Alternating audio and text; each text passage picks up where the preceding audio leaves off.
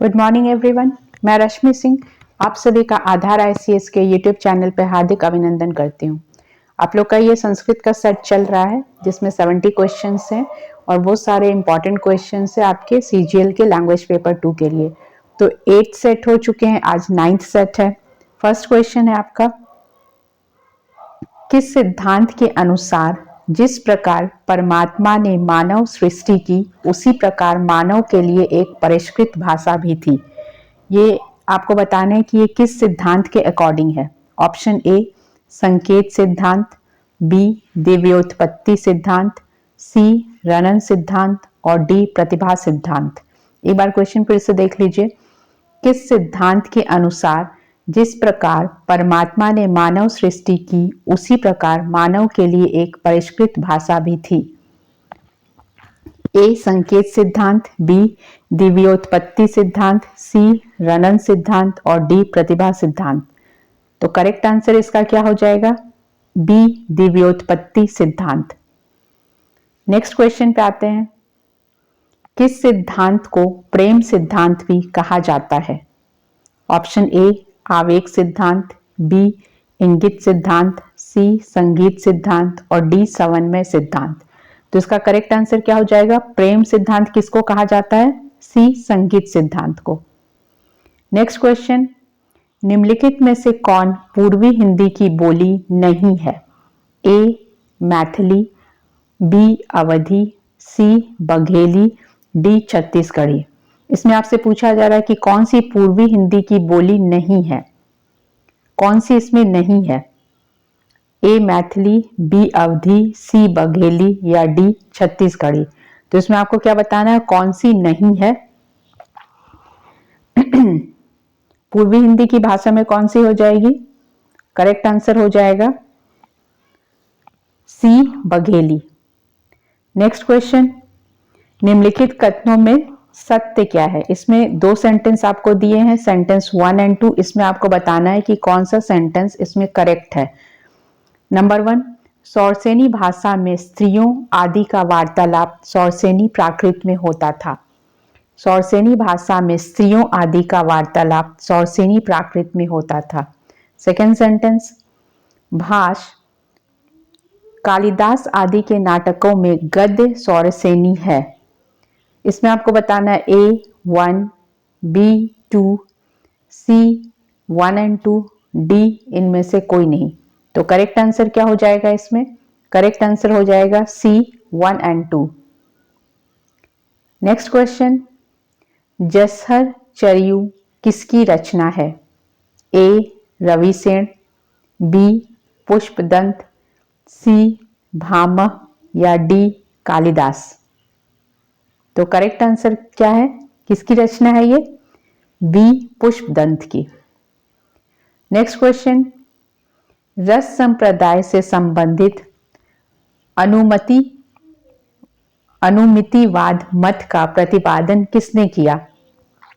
रस संप्रदाय से संबंधित अनुमितिवाद मत का प्रतिपादन किसने किया? ए भरत, बी व्याडी, सी अभिनवगुप्त या डी श्री शंकुक। तो करेक्ट आंसर क्या हो जाएगा? ऑप्शन डी श्री शंकुक ने। किसका? रस संप्रदाय से संबंधित अनुमितिवाद मत का। नेक्स्ट क्वेश्चन, वक्रोक्ति संप्रदाय के संस्थापक कौन है? वक्रोक्ति संप्रदाय के संस्थापक कौन है? ए कुंतक, बी रुय्यक, सी वामन, डी दांडी। तो करेक्ट आंसर क्या हो जाएगा? ए कुंतक। नेक्स्ट क्वेश्चन, इहामृग के संदर्भ में निम्नलिखित में से कौन सा कथन सत्य है? इसमें आपको जो करेक्ट सेंटेंस है वो बताना है। किसके संदर्भ में? इहामृग के संदर्भ में। सेंटेंस 1 है, इसका कथानक प्रख्यात और कल्पित का मिश्रित रूप होता है। इसका कथानक प्रख्यात और कल्पित का मिश्रित रूप होता है। 2, इसमें 4 अंक हैं तथा 3 संधियां होती हैं। तो इसमें से आपको बताना है कि कौन सा कथन सत्य है। A1, B2, C1 और 2 बोथ, D इनमें से कोई नहीं। तो करेक्ट आंसर क्या हो जाएगा? C 1 एंड 2 दोनों, मतलब कि इसका कथानक प्रख्यात और कल्पित का मिश्रित रूप होता है, और दूसरा है इसमें 4 अंक तथा 3 संधियां होती है। नेक्स्ट क्वेश्चन, नाट्योत्पत्ति के विषय में कौन विद्वान ने छाया नाटक सिद्धांत का मत प्रतिपादित किया है? किसके संदर्भ में? नाट्योत्पत्ति के विषय में किन विद्वानों ने छाया नाटक सिद्धांत का मत प्रतिपादित किया है? ए मैक्स मुलर, बी ल्यूडर्स, सी स्टेनकोनो या डी लुडविग। तो करेक्ट आंसर इसका क्या है? करेक्ट आंसर है बी ल्यूडर्स ने। नेक्स्ट क्वेश्चन,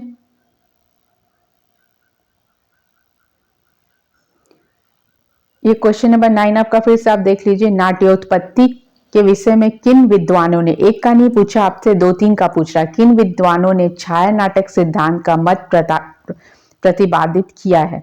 तो किनका पूछा है?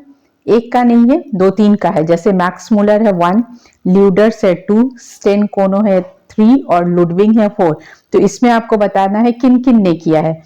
A 1 and 2, B 2 and 3, C 3 and 4 और डी 1 एंड 4। तो करेक्ट आंसर इसका क्या है? करेक्ट आंसर है बी 2 एंड 3। तो 2 एंड 3 कौन है? 2 है ल्यूडर्स और 3 है स्टेनकोनो। तो ये आपको दोनों बताना है। नेक्स्ट क्वेश्चन है आपका, सूक्त सप्तती में कितनी कथाओं का वर्णन है? ए 40, बी 50, सी 60 या डी 70। तो इसमें कितने कथाओं का वर्णन है? इसमें है 70। तो बुक का नाम क्या है? सूक्त सप्तती में कितने कथाओं का वर्णन है? डी 70 कथाओं का वर्णन है। नेक्स्ट क्वेश्चन पे हम लोग आते हैं। नेक्स्ट है आपका 11 नंबर क्वेश्चन, निम्नलिखित को सुमेलित करना है। 11 नंबर में आपको क्या करना है? सुमेलित करना है। दोनों कॉलम ए बी दिया हुआ है 1 2, इससे आपको जो करेक्ट है उसको सुमेलित करेंगे। नंबर 1 में है विक्रमादेवचरित और डैश देके है आर्य शूर। बी है श्रीकंठ चरितम डैश कल्हन। सी है राजतरंगिणी मयंक। 4 जातक माला बिल्हन। तो इसमें आपको क्या करना है? मैचिंग करना है। ए का क्या है? A1, B2, C3, D4। B है A2, B1, C3, D4। सी है A4, B3, C2, D1। D है A3, B1, C2, D4। अब इसमें आपको बताना है कि कौन सा करेक्ट है। तो करेक्ट आंसर क्या हो जाएगा? सी हो जाएगा। ठीक है, सी आप देख लीजिए, A4, B3, C2, D1। Next question पे आते हैं, प्रबंध मंजरी किसकी रचना है? प्रबंध मंजरी किसकी रचना है? ए पंडिता क्षमाराव, बी ऋषिकेश भट्टाचार्य, सी धनपाल या डी वाधिव सिंह। प्रबंध मंजरी किसकी रचना है? तो करेक्ट आंसर क्या हो जाएगा? किसकी रचना है? ऋषिकेश भट्टाचार्य की ये रचना है प्रबंध मंजरी। तो इसमें जितने भी बुक्स के नाम है, रचना है, ये आपको याद रखना है।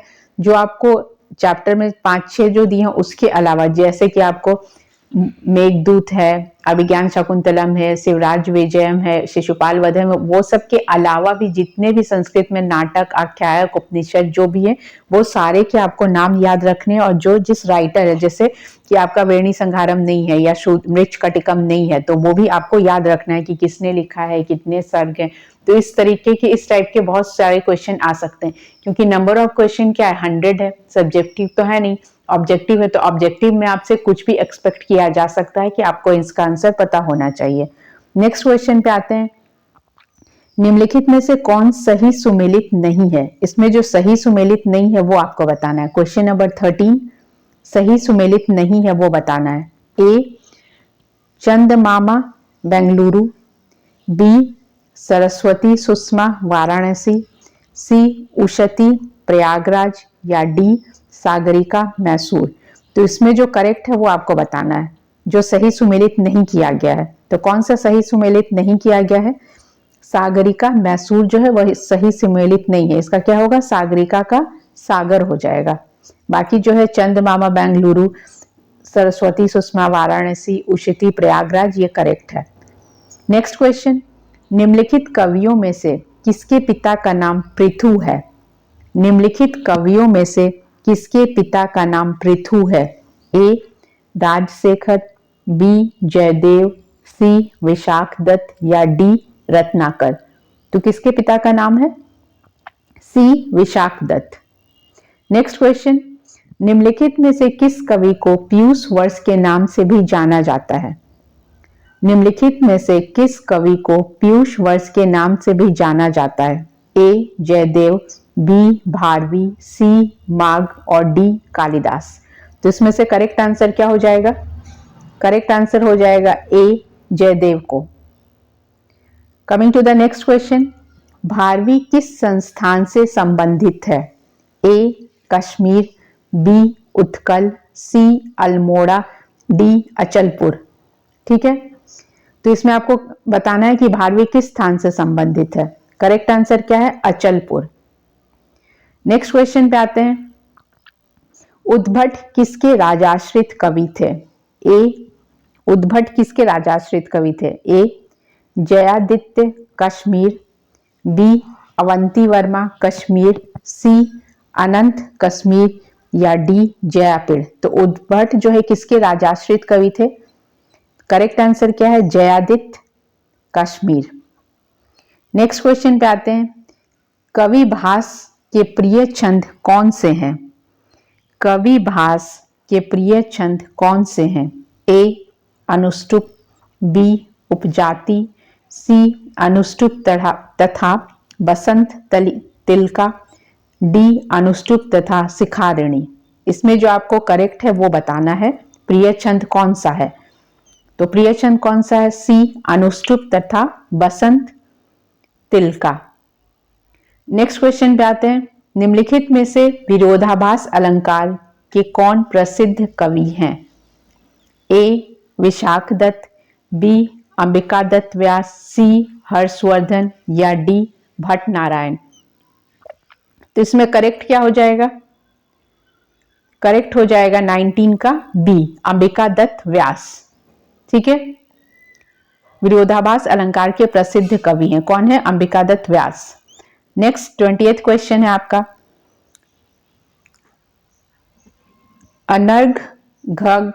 अनर्घ घरा घवम किसका ग्रंथ है? ए वामन, बी मयंक, सी भास या डी मुरारी? तो करेक्ट आंसर क्या हो जाएगा? डी मुरारी। नेक्स्ट क्वेश्चन, अच्छा आप लोग को पता है कि आपके एग्जाम में 100 क्वेश्चन आएंगे और उसमें नेगेटिव मार्किंग है, तो यहाँ पे अगर आपका गलत भी हो रहा है तो कोई बात नहीं है, आपको कम से कम इतने नंबर ऑफ क्वेश्चंस तो मिल रहे हैं, 70 क्वेश्चन डेली मिल रहे हैं, तो 70 क्वेश्चन का आप डेली प्रैक्टिस कर सकते हैं। उसमें से जो आपको आता है तो बहुत अच्छी बात है, वेल एंड गुड। जो नहीं आता है आप वो यहाँ से सीख पा रहे हैं। इससे पहले भी 1000 क्वेश्चन का सेट डला हुआ है, जो वो देख रहे होंगे तो उनके लिए बेनिफिशियल है। आप वो सब वीडियोस को डेली देखिए, जितना भी आपका आंसर है उसको रिवीजन कीजिए, और जो भी आपका सिलेबस में जो चैप्टर सब है वो अगर आप कहीं नहीं मिल पा रहा है तो आप वीडियो में क्लिक करके जो प्लेलिस्ट बना है, चैप्टर वाइज प्लेलिस्ट बना हुआ है, आपका ग्रामर का पोर्शन और जो साहित्य पोर्शन है वो सारा कवर किया हुआ है, तो आप वो प्लेलिस्ट में जाकर क्वेश्चन देख सकते हैं और अपना रिविजन कर सकते हैं। ठीक है, नेक्स्ट क्वेश्चन पे आते हैं। आपका नेक्स्ट क्वेश्चन है, निम्नलिखित में से कौन सही सुमेलित नहीं है? ए शिवशती, बी कामदेव रति, सी अज अहिल्या या डी दिलीप सुदक्षिणा? तो इसमें आपको क्या बताना है? इसमें पति पत्नी या प्रेमी प्रेमिका का कपल्स का मैचिंग है, उसमें जो सही सुमेलित नहीं है वो बताना है। ठीक है, तो आप ऑप्शंस देख लिए क्या है? शिव शती, ये तो करेक्ट ही है। कामदेव रति, ये भी करेक्ट है। अज अहिल्या, और डी है आपका दिलीप सुदक्षिणा, तो डी भी सही है। तो इनकरेक्ट क्या है इसमें? सी है। क्या हो जाएगा? अज का इंदुमती होगा, अहिल्या नहीं होगा। नेक्स्ट क्वेश्चन, ये भी आपका मैचिंग देखना है। निम्नलिखित में से कौन सही सुमेलित नहीं है? ये गुरु शिष्य का दिया हुआ है आपको, गुरु शिष्य। ए चंद्रगुप्त सोमरात, बी शिवाजी कोंडदेव, सी मंडन मिश्र कुमारिल भट्ट या डी नागेश भट्ट हरि दीक्षित? तो इसमें आपको क्या बताना है? कौन सही सुमेलित नहीं है? तो इसका करेक्ट आंसर क्या हो जाएगा? करेक्ट आंसर है आपका ए, चंद्रगुप्त सोमनाथ। नेक्स्ट क्वेश्चन पे आइए। कुबेर की राजधानी कौन सी है? कुबेर की राजधानी कौन सी है? ए लंबापुर, बी सतारा, सी पीताम्बरपुरी या डी अलकापुरी। तो वेरी इजी क्वेश्चन है ये आपका, जो आप मेघदूत जो पढ़ेंगे, मेघदूत उससे ये क्वेश्चन है, तो सभी को पता है उसमें उसमें जितने श्लोक हैं आप वो पढ़े होंगे, तो उसके अकॉर्डिंग पूछा जा रहा है कि कुबेर की राजधानी कौन सी है। तो करेक्ट आंसर क्या है? अलकापुरी। नेक्स्ट क्वेश्चन है, विश्वामित्र आश्रम किस नदी के तट पर स्थित है? Option A Ganga, B Gautami, C Godavari, D Gambhiri. Correct answer क्या है इसका? करेक्ट आंसर है बी गौतमी। नेक्स्ट क्वेश्चन, इसमें आपका फिल इन द ब्लैंक्स दिया हुआ है।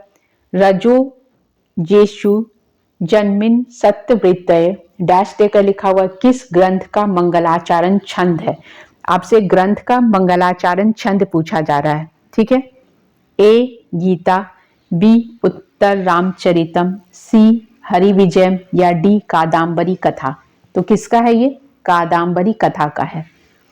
नेक्स्ट, रघुवंशम में श्लोकों की संख्या लगभग कितनी है? तो रघुवंशम में आपसे पूछा जा रहा है कितने श्लोक हैं? ए 1369, बी 1469, सी 1569 या डी 1769। तो करेक्ट आंसर क्या है? सी 1569। नेक्स्ट क्वेश्चन, निम्नलिखित में से किस ग्रंथ के नायक हेममाली तथा नायिका विशालाक्षी हैं? Option A Nalachampu, option B Meghadutam, C Hari Vijayam या डी अभिषेक नाटकम। तो करेक्ट आंसर क्या हो जाएगा? बी। निम्नलिखित में से किस ग्रंथ में नायक हेममाली तथा नायिका विशालाक्षी हैं? तो करेक्ट आंसर क्या है इसका? 27 का बी। नेक्स्ट क्वेश्चन, कुमार संभवम ग्रंथ में कौन से छंद का प्रयोग किया गया है? ए वंशस्थ, बी अनुष्टुप, सी उपजाति या डी वसंत तलिका नहीं। तो करेक्ट आंसर क्या हो जाएगा इसका? बी अनुष्टुप। नेक्स्ट क्वेश्चन, संस्कृत वाङ्मय की प्रस्थान त्रयी में निम्नलिखित में से कौन सा ग्रंथ शामिल नहीं है? इसमें आपसे पूछा जा रहा है कौन सा शामिल नहीं है। ए वेद, बी ब्रह्मसूत्र, सी उपनिषद, डी गीता। तो करेक्ट आंसर क्या है? कौन सा शामिल नहीं है? वेद शामिल नहीं है, बाकी जो है ब्रह्मसूत्र, उपनिषद, गीता ये शामिल है। नेक्स्ट क्वेश्चन पे आते हैं। नेक्स्ट क्वेश्चन है आपका, निम्नलिखित में से किसने प्रयाण नामक रस की उद्भावना की है? ए भरत, बी भामह, सी रुद्रट, डी रुयक। करेक्ट आंसर क्या है? सी रुद्रट। तो आपके यहाँ पे 30 क्वेश्चन कंप्लीट होता है। आप ये 30 क्वेश्चन में कितने करेक्ट किए हैं या कितने सीख रहे हैं आप वो देखिए। नेक्स्ट क्वेश्चन, शांत रस के देवता कौन है? ये सब तो इजी क्वेश्चन है। शांत रस के देवता कौन है? ए महेंद्र, ये सभी को आना चाहिए, बी गंधर्व, सी प्रमथ या डी श्री नारायण। तो शांत रस के देवता कौन है? श्री नारायण। नेक्स्ट क्वेश्चन, डिम में कितने अंक होते हैं? A 3, B 4, C 5, D 6। Correct answer क्या है? B 4। Coming to the next question, नायिकाओं की कोटि में यक्षिणी किस कोटि की नायिका है? ऑप्शन ए स्वयकिया प्रौढ़ा, बी स्वयकिया मध्या, सी स्वयकिया मुग्धा या डी इनमें से कोई नहीं। तो करेक्ट आंसर क्या हो जाएगा? कैसी है यक्षिणी, किस कोटि की नायिका है? यक्षिणी जो है किस कोटि की नायिका है? तो करेक्ट आंसर क्या है? स्वयकिया मध्या। ठीक है, नेक्स्ट क्वेश्चन पे आते हैं। मृक्ष कटिकम के प्रथम अंक का क्या नाम है? ए आश्रम प्रवेश, बी अलंकार न्यास, सी चित्र दर्शन या डी मदन महोत्सव। करेक्ट आंसर क्या हो जाएगा? बी अलंकार न्यास। नेक्स्ट क्वेश्चन, सर्वश्रेष्ठ गद्यकार के रूप में किसे जाना जाता है? ए कालिदास, बी भास, सी बाणभट्ट या डी पाणिनि। किनको माना जाता है? तो बाणभट्ट को सर्वश्रेष्ठ गद्यकार के रूप में जाना जाता है। नेक्स्ट क्वेश्चन, संज्ञान सूक्त किस वेद का भाग है? संज्ञान सूक्त किस वेद का भाग है? ए ऋग्वेद, बी यजुर्वेद, सी सामवेद या डी अथर्ववेद। तो करेक्ट आंसर क्या हो जाएगा? ए ऋग्वेद। नेक्स्ट क्वेश्चन में आते हैं। नेक्स्ट क्वेश्चन है आपका, ऋग्वेद के पंचम मंडल के रचयिता कौन है? ऋग्वेद के पंचम मंडल के रचयिता कौन है? ए भारद्वाज, बी कण्व, सी अत्रि या डी अंगिरस। तो कौन है? आंसर है सी अत्रि। नेक्स्ट क्वेश्चन, किस वेद के 40वें अध्याय में ईशोपनिषद के नाम से जाना जाता है? किस वेद के 40वें अध्याय को ईशोवास उपनिषद के नाम से जाना जाता है? ए ऋग्वेद, बी शुक्ल यजुर्वेद, सी कृष्ण यजुर्वेद या डी सामवेद। तो करेक्ट आंसर क्या हो जाएगा क्वेश्चन नंबर 38 का? करेक्ट आंसर क्या है? किसको जाना जाता है? शुक्ल यजुर्वेद को। नेक्स्ट, निम्नलिखित में से किस वेद को मही वेद के नाम से भी जाना जाता है? ए ऋग्वेद, बी यजुर्वेद, सी सामवेद या डी अथर्ववेद। करेक्ट आंसर क्या है 39 का? डी अथर्ववेद को मही वेद के नाम से भी जाना जाता है। तो इस टाइप के क्वेश्चन तो इजी हैं और आपको आते भी होंगे। ऐसे बहुत सारे लोग होंगे जो ग्रेजुएशन, पोस्ट ग्रेजुएशन, पीएचडी करके भी ये इस एग्जाम का फॉर्म भरे, तो उन लोगों को तो 100 में 100 या 90 तो आराम से आ जा सकता है। ऐसे भी बहुत सारे लोग हैं जिनका पूरा सिलेबस कंप्लीट है और 6-7 साल से वो इसी पे फोकस किए हुए हैं, तो उनके लिए कहीं कोई डाउट या कोई क्लैरिफिकेशन की जरूरत नहीं है। हाँ, ये उनके लिए है जो जिनको कहीं से मैटर नहीं मिल पा रहा है, तो वो ये सब देख के अपना रिवीजन कर सकते हैं या 1000 क्वेश्चन सेट देकर एटलीस्ट आपका 50 to 60 क्वेश्चन तो ऐसा होगा जो एज इट इज इस तरीके से पूछा जाएगा। तो आप क्वेश्चंस को देखिए, बार बार रिवीजन कीजिए, जिस टॉपिक में प्रॉब्लम है उस चीज पे फोकस कीजिए, क्योंकि एग्जाम जो आपका क्या है पहले अक्टूबर में होने वाला था। अगर ये एग्जाम अक्टूबर में हो गया होता है तो अब तक आप एग्जाम देके अपना आंसर चेक कर रहे होते और एक्सपेक्ट कर रहे होते कि कब रिजल्ट आएगा। लेकिन आपको टाइम मिल गया, पढ़ने का टाइम मिला है, तो आप पढ़ाई पे फोकस कीजिए। जहां से आपको क्वेश्चन मिल रहा है उस क्वेश्चन को पढ़िए, उसका करेक्ट आंसर ढूंढिए। जितना हो सके आपका पेपर 2 और पेपर 3, पेपर 1 जो भी है, लैंग्वेज आपका जो भी है उस पर फोकस कीजिए। साथ साथ जीएस पेपर 3 जो है उस पर फोकस कीजिए। पेपर 3 में जो आपका झारखंड स्पेशल वाला पोर्शन है जिसमें कि नंबर ऑफ क्वेश्चन ज्यादा होंगे, बाकी तो 20 है, जीएस भी आपका 20 है, साइंस 20 है, कंप्यूटर है, मैथ्स रीजनिंग है। तो आप जितना हो सके झारखंड स्पेशल पे भी फोकस कीजिए, क्योंकि अभी टाइम है आपको, उसमें आप फोकस कर सकते हैं, क्योंकि मैक्सिमम क्वेश्चन तो उसी से आएगा। बाकी कंप्यूटर साइंस और जो बाकी के पोर्शन है, साइंस है, जीएस जीके, वो सभी के लिए आप पढ़ रहे होंगे, तो वो उतना टफ नहीं है। जो स्पेशली आप इस एग्जाम के लिए पढ़ रहे हैं तो उस पर आप अच्छे से फोकस कर सकते हैं। ठीक है, नेक्स्ट क्वेश्चन है, निम्नलिखित में से किस वेद को मही वेद के नाम से भी जाना जाता है? तो करेक्ट आंसर है आपका डी अथर्ववेद। नेक्स्ट क्वेश्चन पे आते हैं, किस ब्राह्मण में अंग के राजा द्वारा आत्रेय पुरोहित को 10,000 दासियां देने का उल्लेख मिलता है? तो किस ब्राह्मण में ऐसा उल्लेख मिलता है कि अंग के जो राजा थे वो आत्रेय पुरोहित को 10,000 दासियां दान देते थे? तो कहां पे मिलता है? ए आत्रेय, बी शतपथ, सी तैत्रीय या डी कट। तो कहां पे मिलता है आपका? ये आपको आत्रेय ब्राह्मण में मिल जाएगा। नेक्स्ट क्वेश्चन है, सुपर्णी तथा कद्रु आख्यान किसमें वर्णित था? ए ऋग्वेद, बी आत्रेय ब्राह्मण, सी तैत्रीय उपनिषद या डी शतपथ ब्राह्मण। तो करेक्ट आंसर क्या है? D Shatapatha Brahmana. Next question, निम्नलिखित कथनों में सत्य, आपको 2 सेंटेंस दिए हुए हैं 1 और 2 दोनों को पढ़ना है, उसमें से आपको बताना है कि निम्नलिखित में से सत्य कौन सा है। नंबर 1 है, आरण्यक का संबंध वानप्रस्थियों से है। नंबर 2, उपनिषदों का संबंध सन्यासियों से है। तो इसमें आपको बताना है कि क्या करेक्ट है। A1, B2, C1 and 2 both या D इनमें से कोई नहीं या नन ऑफ द अबव। तो कौन सा कथन इसमें सही है? तो करेक्ट आंसर है आपका करेक्ट आंसर है सी, दोनों सही है। ठीक है, आरण्यक का संबंध किससे? वानस्पतियों से, और उपनिषद का संबंध किससे? सन्यासियों से। नेक्स्ट क्वेश्चन पे आते हैं। किस उपनिषद में आत्मा की जागृत, स्वप्न और सुसुप्ति अवस्थाओं का वर्णन है? किसमें है? Option A Ishavasyopanishad, B Chhandogya Upanishad, C Taittiriya Upanishad या D Aitareya Upanishad. Correct answer क्या हो जाएगा? बी छांदोग्य उपनिषद। आपको क्वेश्चन ध्यान से पढ़ना है ड्यूरिंग द एग्जाम। जब आपके पास ओएमआर शीट होता है तो आप ऐसे तो आप अभी हल्के में ले रहे होंगे, देखे नहीं देखे, आंसर आया, कुछ भी हो सकता है, लेकिन जब आप एग्जाम देते हैं तो आप इतने, बहुत लोग तो नर्वस भी होते हैं, बार बार पानी पीते हैं, तो आप उस समय क्वेश्चन को बहुत सीरियसली पढ़िए, क्योंकि क्वेश्चन में क्या है? नेगेटिव मार्किंग है।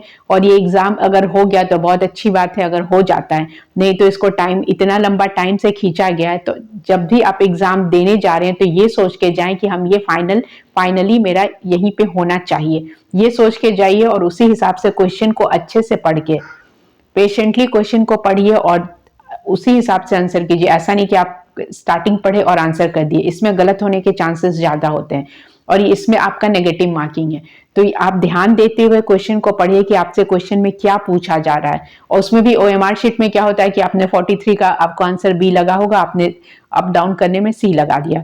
बहुत से लोग ऐसे होते हैं कि क्वेश्चन पे टिक लगा लेते हैं और ओएमआर शीट लास्ट के 40 मिनट में या 30 मिनट में भरते हैं, तो वैसे तो आंसर रॉन्ग होने के फुल चांसेस हैं, क्योंकि आप हड़बड़ी में जल्दी में कुछ भी कर सकते हैं। क्योंकि ड्यूरिंग द एग्जाम इन्विजिलेटर आपको तंग करे, या वो उनका ड्यूटी है बार बार साइन करना, तो ये करना, तो और अगर बायोमेट्रिक्स होता है तो और भी ज्यादा डिस्टर्बेंस होता है। कभी आंख का चेक करेंगे, कभी फिंगर्स लेंगे, कभी जो थंब इम्प्रेशन होता है, तो इस तरीके से डिस्टर्बेंस तो बहुत होता है। तो उसमें क्या करना है, आपको क्वेश्चन एक ही बार में बहुत अच्छे से पढ़ना है कि आपको करेक्ट आंसर आता है तो आप लगा दीजिए। अगर आप उसको सेकंड टाइम के लिए छोड़ रहे हैं तो उसमें भी आपको क्वेश्चन एक बार में, पहले राउंड में आप सारा क्वेश्चन पढ़ लीजिए कि इसमें आपको क्या आता है।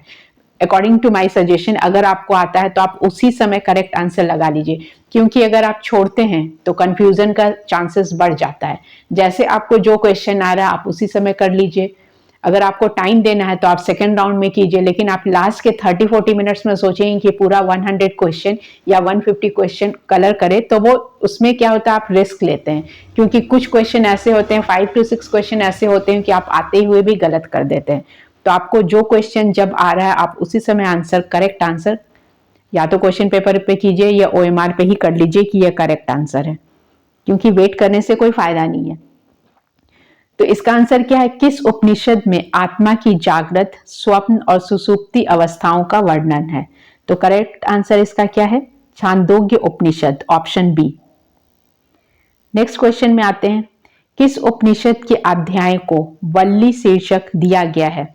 कुछ क्वेश्चन तो ऐसे है जो मैंने पहले 1000 क्वेश्चन डिस्कशन किया है, 25 सेट का क्वेश्चन है। अगर आप देखेंगे प्लेलिस्ट पे, अगर आप जाकर देखिएगा तो उसमें 25 सेट्स हैं, एक सेट में 40 क्वेश्चन है, तो ऑल टोटल 1000 क्वेश्चन का डिस्कशन मैं कर चुकी हूँ पहले ही। जुलाई के मंथ में ही ये सारा कुछ हो चुका है।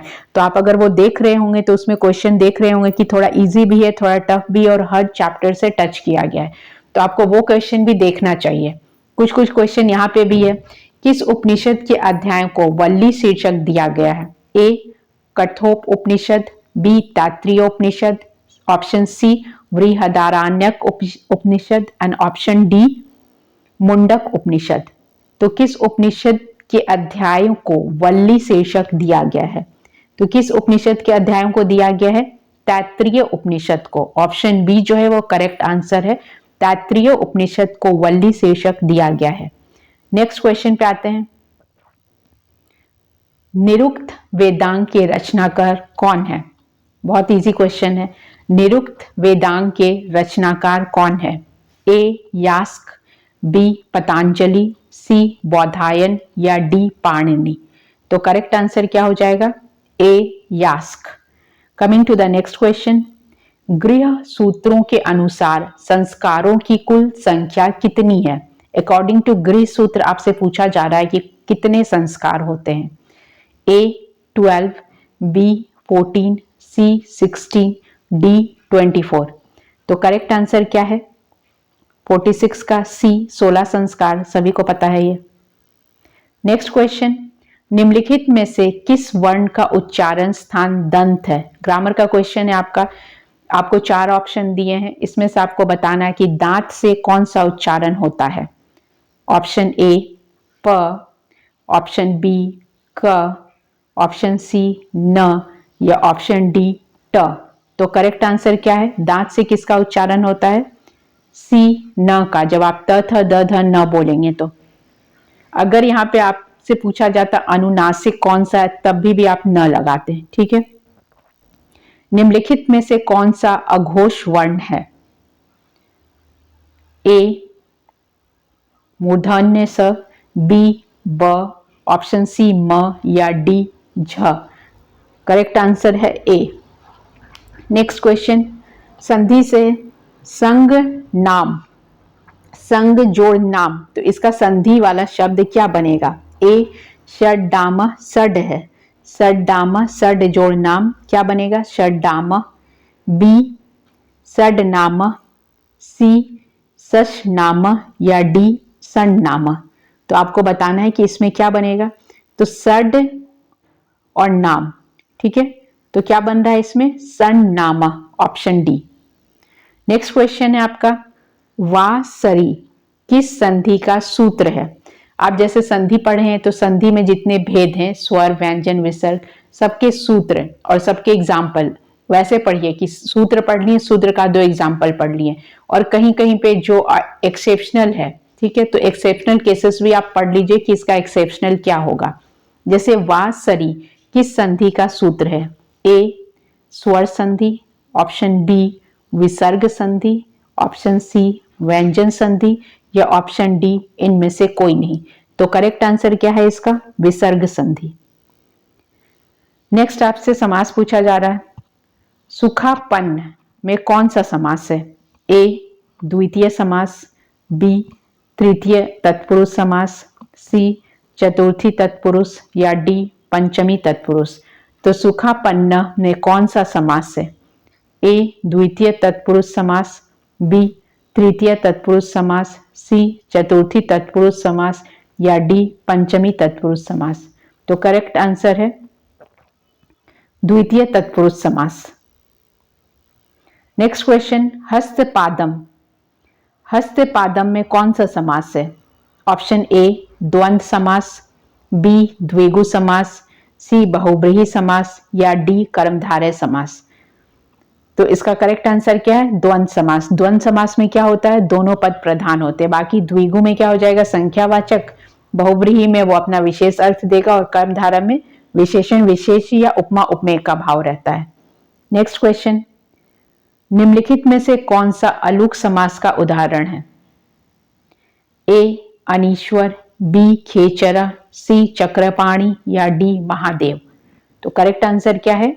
बी खेचरा। नेक्स्ट कारक से है, गुरवे नमः में कौन सी विभक्ति है?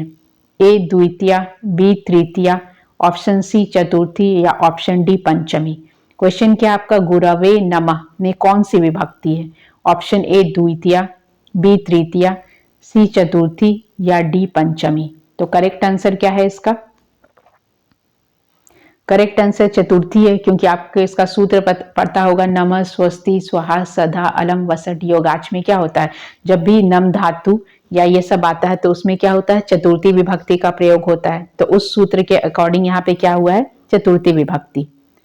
नेक्स्ट क्वेश्चन, भुव प्रभवश्च किस विभक्ति का विधायक सूत्र है?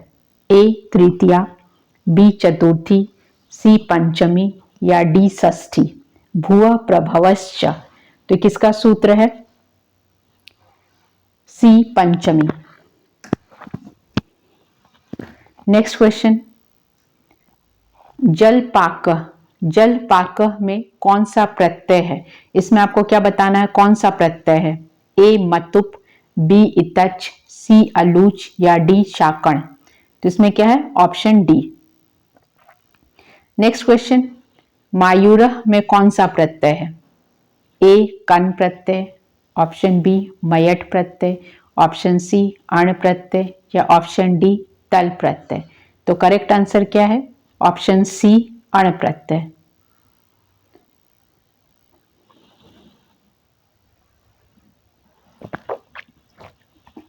Next question, question number 58। सूची भवती, सूची भवती में कौन सा प्रत्यय है? ए कण प्रत्यय, ऑप्शन बी च्वी प्रत्यय, ऑप्शन सी छ प्रत्यय या ऑप्शन डी दा प्रत्यय। तो आपने ये वाला सूची भवती वाला कौन सा प्रत्यय ये पढ़े होंगे। जब प्रत्यय का आप वीडियो देख के पढ़े हो या कहीं से भी पढ़े हो तो ये वाला प्रत्यय आप पढ़े ही होंगे, क्योंकि आपको स्त्री प्रत्यय, कृदंत प्रत्यय और तद्धित प्रत्यय आपको सिलेबस में पढ़ना है। तो करेक्ट आंसर इसका क्या है? बी च्वी प्रत्यय। नेक्स्ट क्वेश्चन, विभक्ति से है। मातृनाम में कौन सी विभक्ति है? ए प्रथमा, बी तृतीया, सी षष्ठी या डी सप्तमी। तो शब्दरूप धातु रूप से क्वेश्चन तो आपसे गलत नहीं होना चाहिए कि कौन सा करेक्ट होगा। मातृनाम में कौन सी विभक्ति है? सी षष्ठी। शब्दरूप धातु रूप ऐसा चीज है जिसमें आप जितना क्वेश्चन पूछा जाए उतना करेक्ट कर सकते हैं।